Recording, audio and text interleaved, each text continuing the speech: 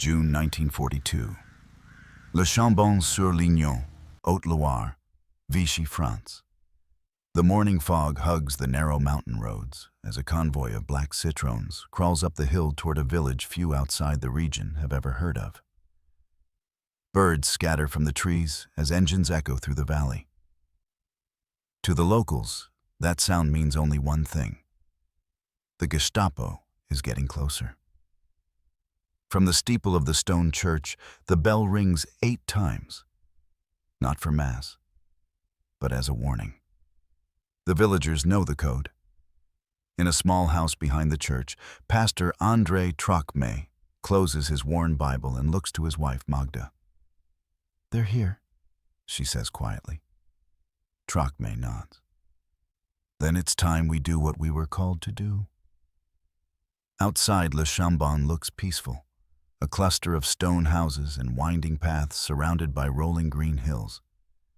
But beneath the calm, it is alive with quiet defiance. The villagers have spent months preparing, hiding hundreds of Jewish refugees among their own. Families fleeing from the cities, orphans smuggled from internment camps, children separated from parents they may never see again. The cars stop in the village square. German officers step out, black uniforms crisp, boots gleaming, eyes scanning the windows. One raises a clipboard. The SS has been tipped off. They believe Jews are being hidden here. In that moment, the entire village seems to hold its breath. But no one runs. No one panics. In Le Chambon, fear has become routine, and so has courage. The SS officers begin their inspection. They question the mayor, search the church, and step into homes. Each time they are met by polite, firm villagers. No one lies, but no one tells the truth either. At one cottage, an officer points to a small boy at the table, his blonde hair neatly combed, his Hebrew prayer book hidden beneath his chair. "Who is this?" the officer demands. The farmer answers calmly. "A nephew from Lyon. His parents were killed in the bombing." The officer studies the man's eyes for weakness. There is none. After a pause, he grunts and moves on. By nightfall, the cars are gone. The villagers emerge, one by one, like ghosts rising from the fog. And in the cellar of the schoolhouse, dozens of children, Jewish, Protestant, Catholic, whisper prayers of thanks in different languages. The Chambon has survived another day. But everyone knows the SS will be back. And next time, they'll come prepared. Winter, 1942. Le Chambon-sur-Lignon. Snow covers the village rooftops like a white shroud. The war feels endless now. France is divided, half ruled by German occupation, half by Vichy collaborators who serve them willingly. But here, high in the mountains of the Haute-Loire plateau, resistance has taken on a different face. Inside the village's modest Protestant temple, the pews are filled, not with the faithful alone, but with the frightened. Farmers, teachers, shopkeepers, and refugees with foreign accents. Pastor André Trocmé stands before them, his breath misting in the cold air. He speaks softly, his voice carrying through the stone walls. "The duty of a Christian," he says, "is to resist violence with weapons of the Spirit. We will shelter the persecuted, no matter who they are, Jew or Gentile, believer or unbeliever, it does not matter. We must protect them as our own." A murmur runs through the crowd. They all understand the risk. Harboring Jews is punishable by death. Yet one by one, the villagers nod. There is no applause, no fiery declaration, only quiet conviction. They begin organizing under the guise of normal life. The school teacher, Roger Darcissac, turns classrooms into safe houses. The doctor, Charles Guillon, forges medical records. The blacksmith, Henri Héritier, fabricates false identification plates in his workshop. Children are taught new names, new birthdays, and Catholic prayers to pass checkpoints. At night, local guides lead families through the forests toward Switzerland, 200 kilometers away. Magda Trocmé coordinates it all with calm precision, her kitchen table a nerve center of resistance. On some days, she feeds 20 children at once, calling them our guests, never our refugees. To the villagers, secrecy is salvation. They use coded language even in casual talk. Bread means shelter, milk means medicine, and visitors always means those who must not be found. Despite the cold and hunger, the spirit of the town hardens into something unbreakable. Even the children know how to act when strangers arrive. Hide the prayer books, switch to French, don't ask names. Still, rumors spread. The milice, the Vichy secret police, begin hearing whispers of an entire community defying deportation orders. One night, a telegram arrives from Vichy headquarters, addressed to Pastor Trocmé. It reads, "Cease all activities of refuge. You are harboring enemies of the state. If you persist, you will be arrested." Trocmé folds the letter slowly and tucks it into his Bible. He looks at Magda. "Then we will prepare," he says. "For what?" she asks. "For when they come for us." The next day, he climbs into the pulpit again.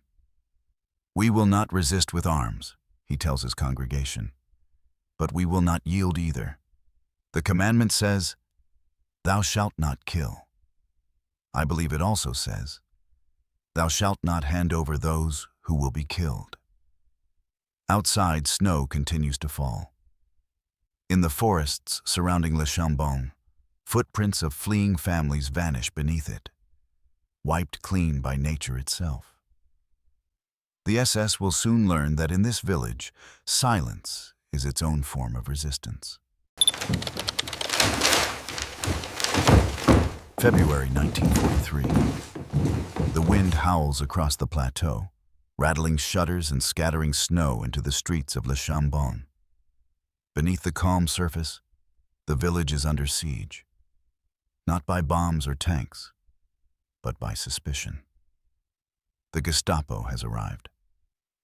Led by Major Julius Schmeling, a man known in the region for his ruthlessness, the SS begin methodical house-to-house searches. Word spreads fast. By dawn, the church bell tolls 3 times. The alarm signal. From barns, attics, and cellars, frightened faces emerge into motion. Men, women, and children are ushered toward the forests. School teachers lead lines of little ones, pretending it's a morning walk. Bread is wrapped in cloth. Cows are moved to disguise footsteps. Pastor Trocmé walks calmly into the square as the black uniforms fan out across the cobblestones. His coat flaps in the icy wind. Schmeling steps forward, clipboard in hand. "Monsieur Trocmé," the German says, his French precise, clipped. "We have reports that you and your people are hiding Jews here." Trocmé meets his gaze. "We are helping people in need," he replies evenly. "You defy German law," Schmeling snaps. "God's law is older," Trocmé answers. There's a pause. The officer studies the pastor's eyes, searching for fear. He finds only resolve. Behind him, villagers are stopped and questioned. A German soldier barges into a cottage where a young woman is kneading bread. He demands to search the basement. She gestures with floured hands. "Be careful, the dough is rising." When the soldier descends, he finds nothing. Only sacks of potatoes concealing a hidden trap door beneath.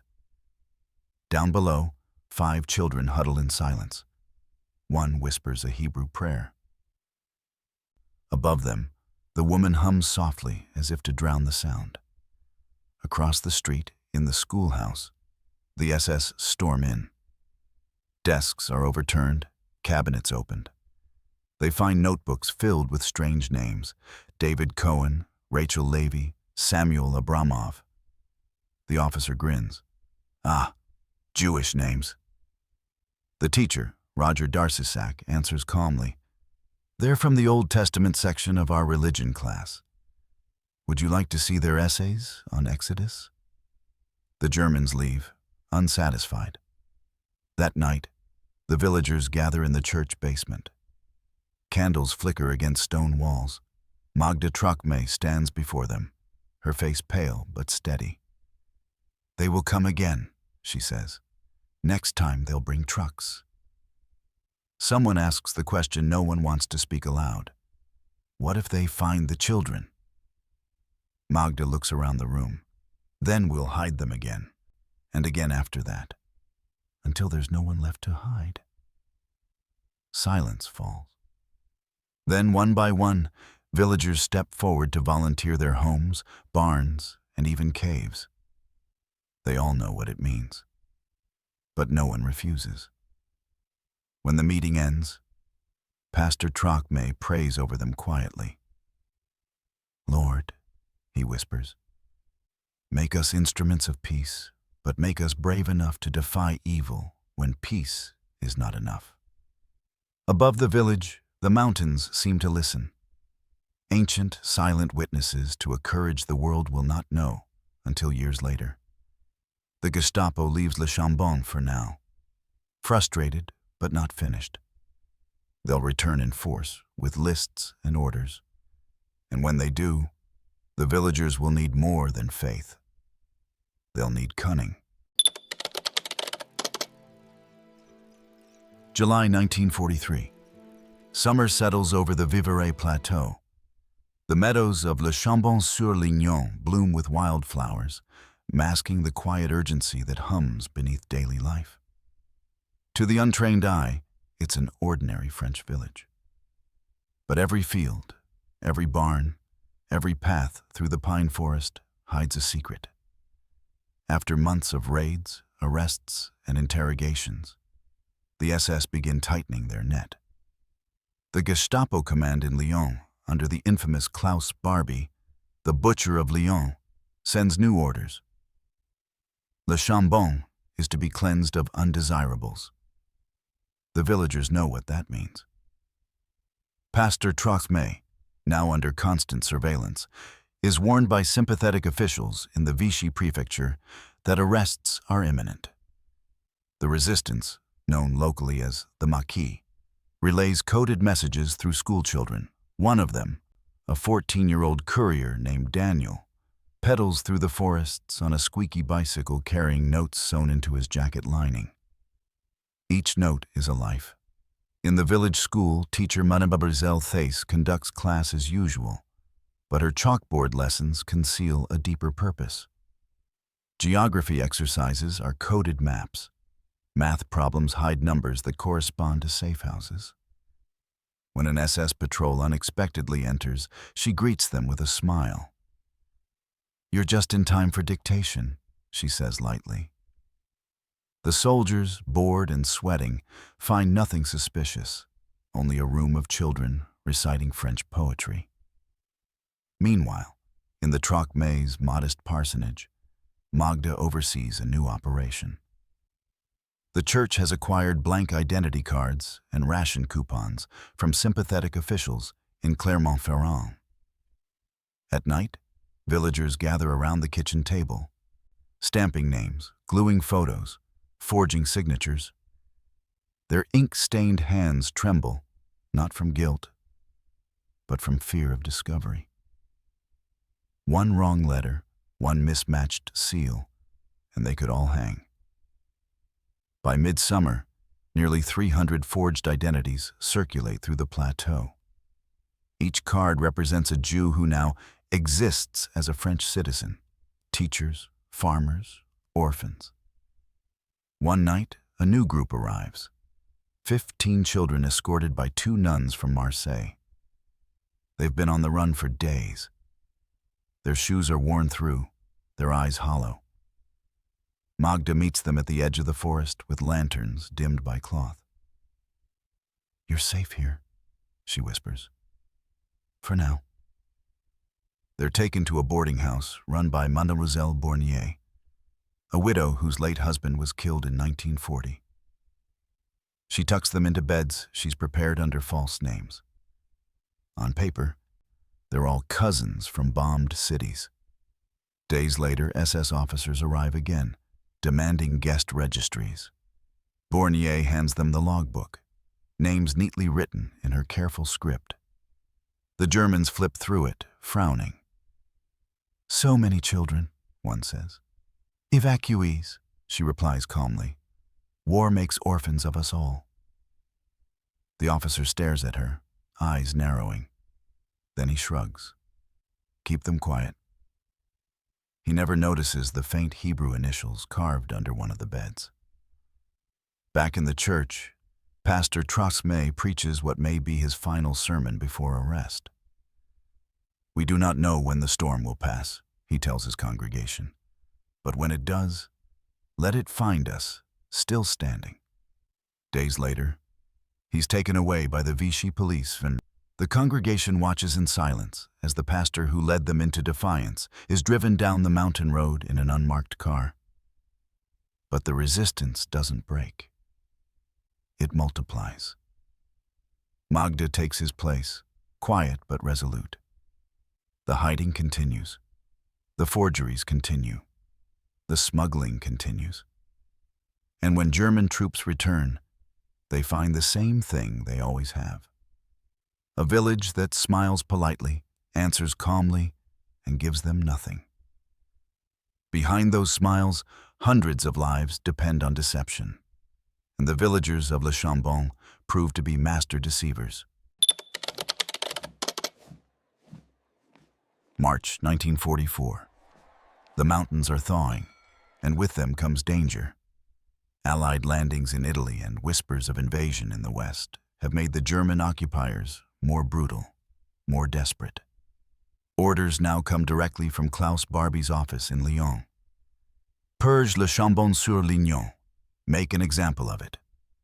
At dawn, the calm of the village is broken once more. Trucks rumble into the square, their iron treads crunching over the cobblestones.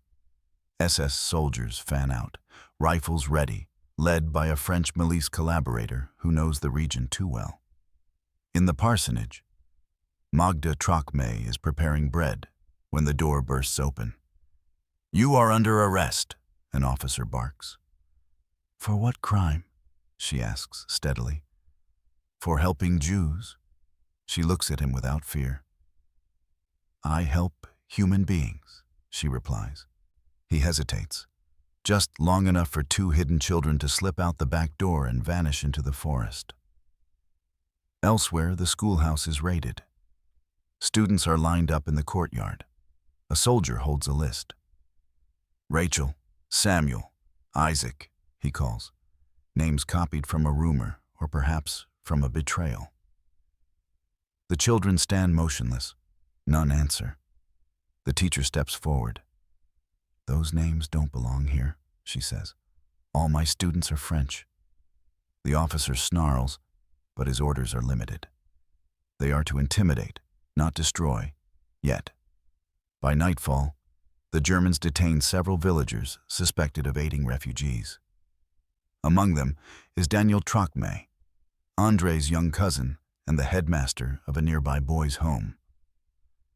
When the SS interrogate him, demanding names of hidden Jews, he refuses to speak. He is sent first to Montluc prison, then to Buchenwald, and finally to Majdanek. He never returns. Back in Le Chambon, grief is met not with despair, but resolve. The villagers bury his empty coat in the churchyard, a symbol of silent martyrdom. The next day, they resume hiding refugees as if nothing had changed. In the weeks that follow, the village perfects its deception. New safe houses are dug under barns. Old paths to Switzerland are remarked with coded carvings in tree bark. Farmers scatter hay over footprints, priests swap baptismal records, and women bake loaves of bread hollowed to carry false documents. And still, The convoys come. More refugees, families from Nice, orphans from internment camps like Gurs and Rivesaltes arrive at their doorstep, frightened and starving. The villagers never turn one away. The plateau becomes a living network of resistance, its courage invisible but everywhere. The Germans sense something is wrong. They can't understand how so many people disappear in plain sight. By late 1944, as the Allies pushed north from Provence, German control begins to crumble. Patrols vanish. The black cars stop coming. One morning, the bell in Le Chambon rings not in warning, but in celebration. The liberation of France has begun. Magda stands outside the church and watches columns of Free French forces pass through the valley. Among them are Jewish soldiers who once hid in her attic. They salute her quietly as they march. When the guns finally fall silent, historians will count the cost. In a region that could have been annihilated, not one Jewish refugee was betrayed by the villagers of Le Chambon. Over 3,000 lives were saved through courage, faith, and deception. Years later, survivors will return, some with children, some with grandchildren, to place flowers on the church steps and whisper words of gratitude. André and Magda Trocmé will never call themselves heroes. "We only did what had to be done," Magda will say, "what others did not." The world will remember them differently. Yad Vashem will name them righteous among the nations. Le Chambon-sur-Lignon will become known as the village of the just, a place where, in the darkest years of war, ordinary people became extraordinary, and where an entire community outwitted the SS without firing a single shot.